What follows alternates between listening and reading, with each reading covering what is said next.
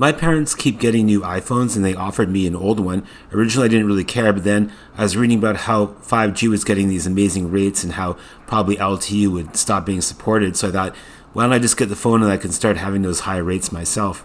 To make better use of time, I'll go over the results and explain some issues. And what I found was it's generally better, but it's not that much better than it was originally.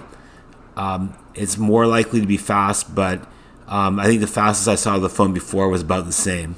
So I ran into the problem where I wanted to wipe the phone clean, and I didn't have the Face ID.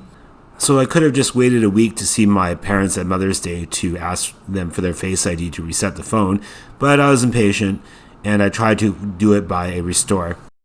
So the last example was the best result, and this is probably the worst result. I live in an area of dense restaurants, and this is at like 2 a.m. on a Saturday night. So my theory is that everybody has got doing something with their cell phones, and also the 5G wasn't even available. It kept going to LTE. So I think that's the result of everyone trying to use the phones. So, I started Googling on the internet for how to get around this face problem, and I started thinking if I could restore it through the iPhone restore mode, they would fix the problem. And you usually do that using iTunes and Windows, or there are some tools for Linux, the iMobile device set of tools.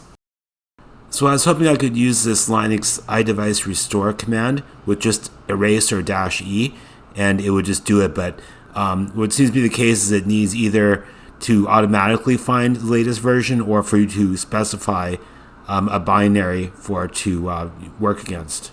So I had transferred my SIM card physically to the new phone, and that turned out to be a problem because I get the internet through my phone, and then it's like I was trying to do operations on the phone that would have to be all running to do it. So eventually I transferred the SIM card back to the other phone.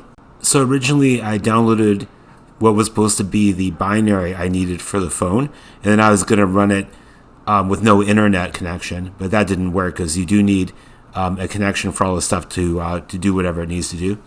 So I noticed that my attempt had hung, but it said where the files were supposed to be. So then I got this listing, and the newest one is the one at the top. It also mentions that it is actually for my phone by model number, and it says it's signed. The only one signed is the latest one. So my understanding of putting your iPhone into restore mode is the following. You turn it off.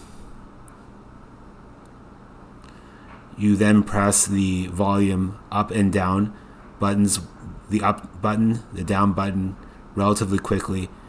You then hold the power on button and you keep it on until you see the restore icon. I know this is boring, but I'm going to show in real time how long this takes.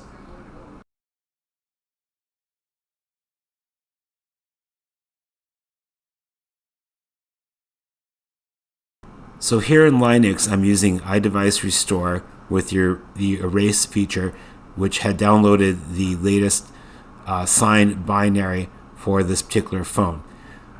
So I did answer yes and press return, which it requires to do the erase. I immediately was kind of concerned about how much Linux was doing because I wasn't expecting it to be so involved in this process, but it seems to be doing quite a bit.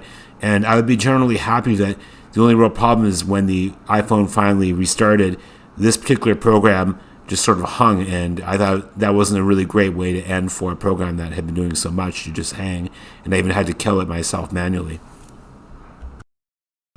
So this is the first sign of life that it was doing something during this restore process. So I was expecting it to be like a totally new iPhone, but it was saying that it was still locked to my father's account.